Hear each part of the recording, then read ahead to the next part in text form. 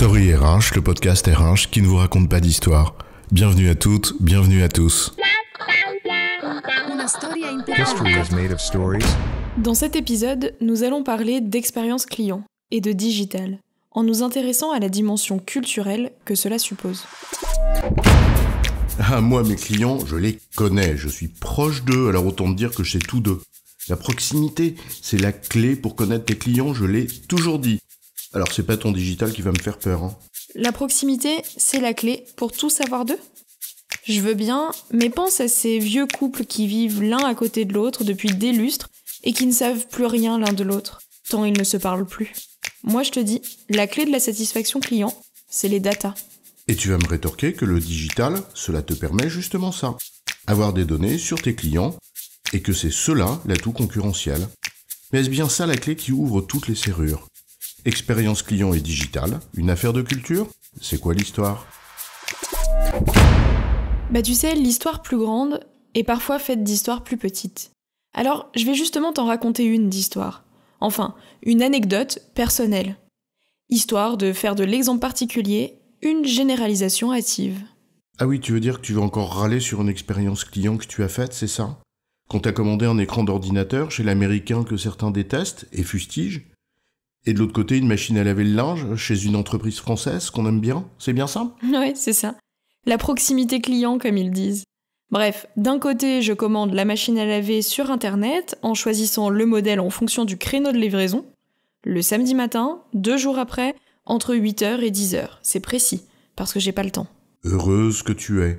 Un créneau de livraison précis. Pas genre on passera entre 8h et 18h quelque part chez vous, entre Strasbourg et Brest.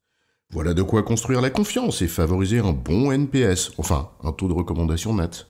Sauf que, quelques minutes seulement après avoir payé, je reçois un mail. Et ce mail, il me dit que le produit, il est plus en stock. Je te passe l'énervement avec le chatbot à l'intelligence plus qu'artificielle et l'opérateur humain qui, in fine, malgré ses répliques toutes faites, sorties d'une formation aux outils du service client, te dit en réalité d'aller te faire voir. Bon, en même temps, pénurie de pièces, situation critique partout, on peut comprendre la rupture de stock. À l'impossible, nul n'est tenu, tu sais. Oui, t'as raison. Mais tu me le dis avant de me débiter et de valider ma commande, pas après. Et chez les autres alors, ton écran d'ordi, ça s'est bien passé ? Tu devais pas être livré un lundi avant 17h ? T'as bien été livré avant 17h à la date prévue ? Non, j'ai pas été livré du tout. Je te passe les détails, mais personne ne savait où l'écran était passé, chez le livreur. Le site marchand n'en avait aucune idée. Et j'imagine que le livreur non plus. Ah, les charmes du dernier kilomètre, toujours le plus compliqué, comme on dit, surtout quand le produit disparaît des radars. Bon, là, encore de quoi alimenter un mauvais NPS, non ? Oui et non. En fait, il ne m'aura fallu que quelques minutes entre le clic sur le bouton « Vous n'avez pas été livré comme prévu à 17h » et la réception du mail de confirmation de l'ordre de virement sur mon compte bancaire pour le remboursement. À 17h10, j'étais sûr et certain d'être remboursé. La différence entre les deux est simple à comprendre. Les deux sites ont les mêmes données sur l'état des stocks en temps réel, etc. Les deux sites ont des processus digitaux bien rodés. En quelque sorte, ils partent à armes égales. Ouais, sauf que l'un a pensé son processus, l'outil digital qui le matérialise et les données qu'il utilise en fonction de son propre intérêt, là où l'autre l'a fait en étant réellement et concrètement orienté client. Qu'on le veuille ou non, être orienté client, c'est un état d'esprit, une culture, pas une affaire de processus. En fait, on a les processus qu'on mérite. En d'autres termes, les processus digitaux ne sont que le reflet de notre manière de penser. Et si ta culture fait peu de cas du client, jamais un outil informatique, même le plus moderne qui soit, ne viendra masquer le peu d'intérêt que tu lui portes et combler tes insuffisances. Rien de nouveau sous le soleil. Ce sujet, on en parle depuis tant d'années. Et dans certaines entreprises, rien ne change. Heureusement, pas dans toutes. Et parfois, c'est le seul rapport de force qui explique les choses.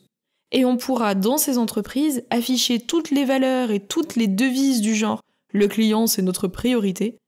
En fait, ça n'y fera rien. La culture, c'est ce qu'on est, en effet. Pas ce qu'une phrase sur du papier glacé ou un site web affirme haut et fort. En cela, le digital n'est alors que le reflet de notre état d'esprit. Et sur ce site marchand que beaucoup critiquent, on peut noter 2 choses à son égard. Le fustiger pour des pratiques d'entreprise critiquables, oui, bien sûr, mais le critiquer parce qu'il est objectivement d'une efficience redoutable, c'est juste un aveu de notre propre faiblesse et incapacité à faire aussi bien. Chacun d'entre nous a une expérience client à raconter, source au mieux d'énervement et au pire d'un sentiment profond qu'on se fout éperdument de sa gueule, parce qu'on peut se le permettre, jusqu'à ce que ça ne marche plus. Comme un salarié qui souffrirait d'un sentiment d'injustice et d'un manque de reconnaissance que le peu d'attention qu'on lui prête a fait naître en lui, ou de ce sentiment d'impuissance dans lequel on le place à force d'injonctions contradictoires. Et là encore, c'est pas le digital comme levier d'une chouette expérience collaborateur qui viendra régler le problème de fond. Et le problème de fond, c'est bien l'attention qu'on prête à son client ou son collaborateur, dont on prétend qu'il est au cœur de je ne sais pas quoi. Alors, avant de s'engouffrer aveuglément dans la digitalisation de ces process, autant s'assurer qu'on a le socle culturel qui va bien. Parce que le digital est un formidable amplificateur de ce qui est bien, comme du pire.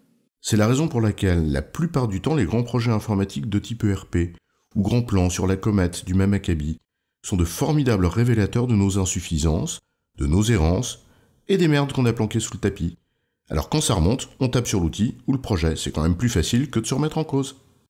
En résumé, le digital est un levier de l'expérience client, mais son impact réel dépend plus de la culture de l'entreprise et de sa capacité à penser des processus en fonction du dit client, et non pas de ses seuls intérêts que des outils digitaux en tant que tels. J'ai bon, chef ? Oui, tu as bon, mais on va pas en faire toute une histoire. Story RH, le podcast RH qui ne vous raconte pas d'histoire. Retrouvez tous les épisodes sur storyrh.fr.